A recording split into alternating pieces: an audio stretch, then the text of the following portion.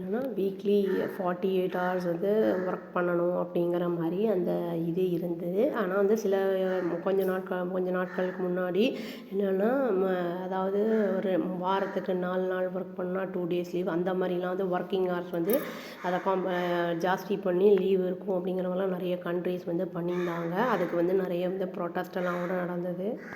இதில் வந்து யூனியன்லாம் கூட இருக்கும். இந்த யூனியனில் வந்து லீடர்ஸ்னு இருப்பாங்க. இது வந்து என்னென்னா நம்மளுக்கு ஒர்க்கிங் வந்து செய்யறத பொறுத்து ஒர்க்கர்ஸு அதுக்கு ஏற்ற மாதிரி வந்து அவங்களுக்கு வந்து ரிவார்ட் கொடுக்கறது அந்த மாதிரிலாம் வந்து இருக்கும். பர்ஃபார்மன்ஸை பொறுத்தது அப்படிங்கிற மாதிரியும் வந்து சொல்லலாம். ஒர்க்கர்ஸ் அவங்க வந்து இல்லை, அதாவது அவங்களுக்குள்ளேயே வந்து ஒரு கோஆப்ரேஷன் இல்லை அப்படிங்கும்போது அது வந்து கம்பெனிக்கு வந்து பெரிய பாதிப்புகளெல்லாம் ஏற்படுத்தும். இதனால் வந்து ஸ்ட்ரைக்கெல்லாம் கூட வந்து நிறைய இடங்கள்ல வந்து பண்ணுவாங்க அவங்களுடைய தேவைகள் நிறைவேறலை அப்படிங்கும்போது.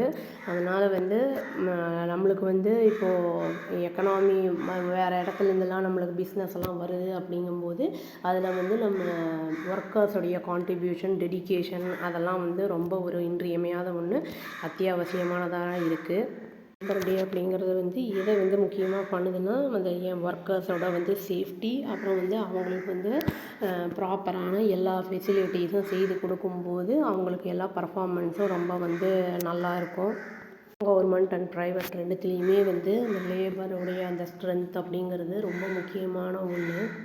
இப்போ நம்ம நாட்டிலையும் வந்து எலெக்ஷன்லாம் முடிஞ்சிருக்கு. ரிசல்ட் வரப்போகுது May 4 அன்னைக்கு. அதுக்கப்புறம் வந்து நிறைய பிஸ்னஸ் எல்லாம் கூட அவங்க வந்து கொண்டு வருவாங்க. நம்ம ஊருக்கு வெளியூர்லேருந்து இருக்கலாம்.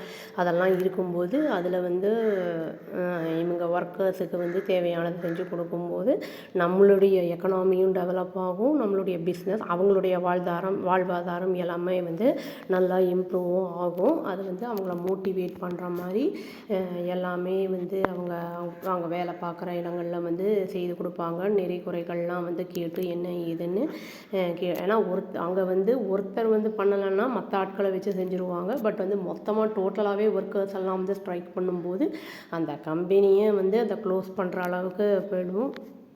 எல்லா லேபர்ஸ் அவங்களுக்கும் வந்து இந்த வருஷம் ஃபுல்லாக நல்லபடியாக இருக்கணும் அப்படின்னு சொல்லி நம்ம வந்து சொல்லிக்கலாங்க. அது மட்டும் இல்லாமல் தமிழ் நடிகர், ஆக்டர் அஜித்துடைய இன்னைக்கு பர்த்டே, அவருக்கும் வந்து நம்ம விஷ் பண்ணிப்போம்.